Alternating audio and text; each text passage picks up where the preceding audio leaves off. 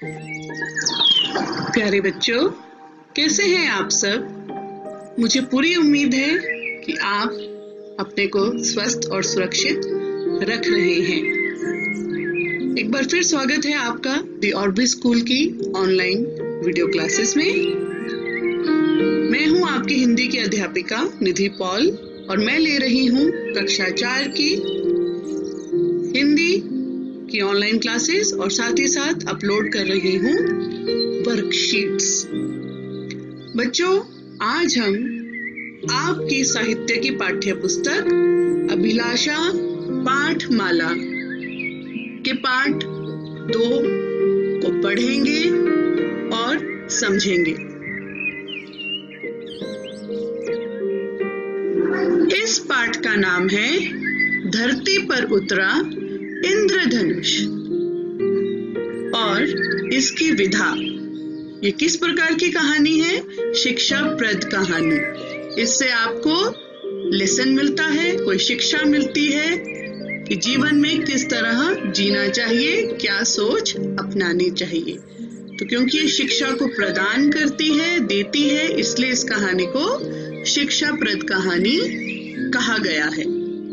अब इंद्रधनुष तो बच्चों आप सभी को पता है, 7 रंगों का धनुष। बारिश के बाद जब धूप निकलती है तो 7 रंगों का एक धनुष आसमान में आ जाता है और जो बच्चे बड़े सबको बहुत भाता है। तो हम इसकी कहानी आज पढ़ेंगे। यदि इंद्रधनुष धरती पर उतरा तो फिर क्या हुआ? और बच्चों, मैंने कहानी में कठिन शब्दों को अंडरलाइन किया है। वे आपके नए शब्द भी हैं। आपने उन शब्दों को अपनी अभ्यास पुस्तिका में लिखना है। तो चलिए अब हम शुरू करते हैं कहानी धरती पर उतरा इंद्रधनुष। नीले आसमान में एक इंद्रधनुष रहता था। उसका नाम था सप्तम। सप्तम यानी 7। बैंगनी, नीला, आसमानी, हरा, पीला, नारंगी और लाल, इन 7 रंगों से उसका शरीर बना था। सप्तम हमेशा दिखाई नहीं देता था। वह बारिश की बूंदों पर सूरज की किरणें पड़ने पर ही दिखाई देता था।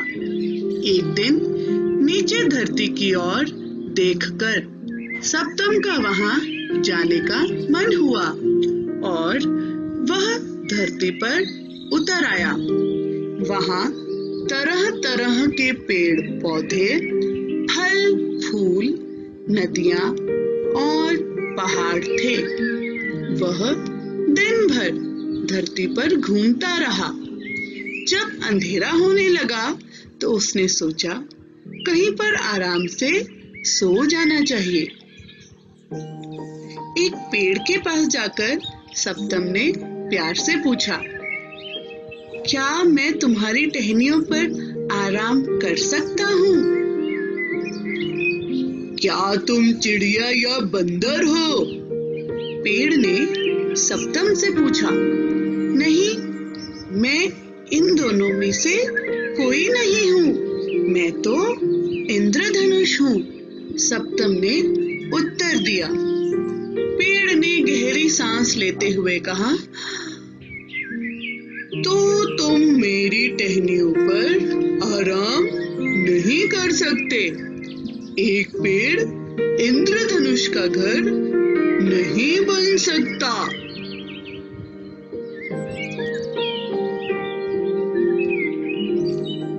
सप्तम आगे बढ़ा। चलते चलते वह एक झरने के पास पहुंचा। उसने झरने से कहा, आज की रात मैं तुम्हारे पानी में सो जाऊं? क्या तुम मछली या मेंढक हो? झरने ने पूछा। नहीं, मैं तो एक इंद्रधनुष हूँ, सप्तम ने उत्तर दिया। यह सुनकर बहता हुआ झरना बोला, तब मुझे माफ करो भाई, तुम मेरे पानी में आराम नहीं कर सकते। बेचारा सप्तम फिर से आगे चल दिया। चलते चलते उसे एक छोटा सा घर दिखाई दिया। घर के बाहर एक लड़का खेल रहा था। सप्तम ने उसके पास जाकर कहा, मैं इंद्रधनुष सप्तम हूँ। मैं बहुत थक गया हूँ। क्या मैं तुम्हारे घर में आराम कर सकता हूँ? क्यों नहीं? तुम मेरे घर में आराम कर सकते हो, दीपू नाम के उस लड़के ने कहा। घर के अंदर बहुत अंधेरा था, इसलिए सप्तम के सुंदर रंग दिखाई नहीं दे रहे थे। रंगों के बिना मैं तो अधूरा हूँ, यह सोचकर सप्तम दुखी हो गया। तुम उदास क्यों हो गए? दीपू ने पूछा। मुझे आकाश, बादल, सूरज, चंद्रमा और तारों की याद आ रही है। मेरी जगह तो ऊपर आसमान में है, जहाँ पर सभी मेरे सुंदर रंगों को देखकर खुश होते हैं। रंगों के बिना तो मैं अधूरा हूँ। कल मैं अपने घर वापस चला जाऊंगा, सप्तम बोला। सप्तम अब उसके पास नहीं रहेगा। यह बात सुनकर दीपू बहुत उदास हो गया, लेकिन दीपू यह भी जानता था कि सप्तम की बात बिल्कुल ठीक है। उसकी जगह आसमान में है। जो जगह जिसके लिए बनाई गई है, उसे वहीं पर रहना चाहिए। अगले दिन सप्तम दीपू से विदा मांगते हुए बोला, तुमने अपने घर में मुझे ठहरने दिया, इसके लिए धन्यवाद। दीपू ने हाथ हिलाते हुए सप्तम को विदा दी।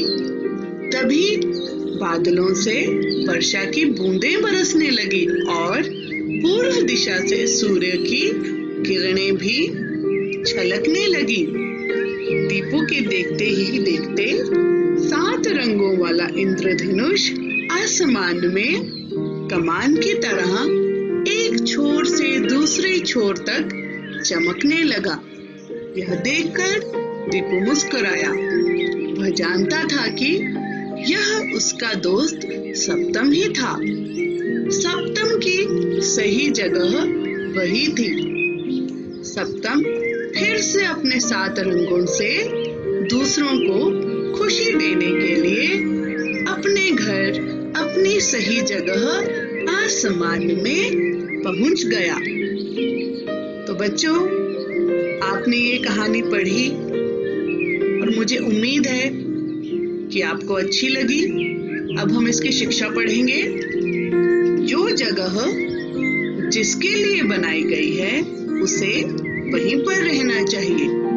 जी हाँ बच्चों, जैसे मछली के लिए पानी, चिड़िया के लिए पेड़। तो बच्चों, ये बात ध्यान रखना, जो जिस जगह रहता है और जिसे जिस जगह होना चाहिए, उसे वहीं रहना चाहिए। जिस तरह इस प्रकृति ने एक नियम बनाया है और हम मनुष्य उन नियमों को तोड़े, तो आप देख सकते हैं कि इस समय पूरी दुनिया मुश्किल से गुजर रही है। तो हमेशा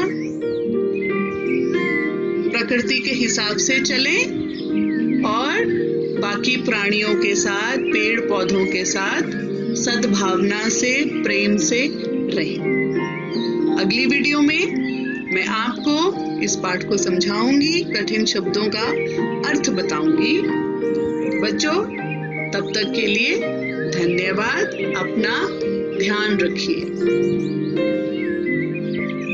कोरोना से बचोगे तब, घर में रहोगे जब। धन्यवाद।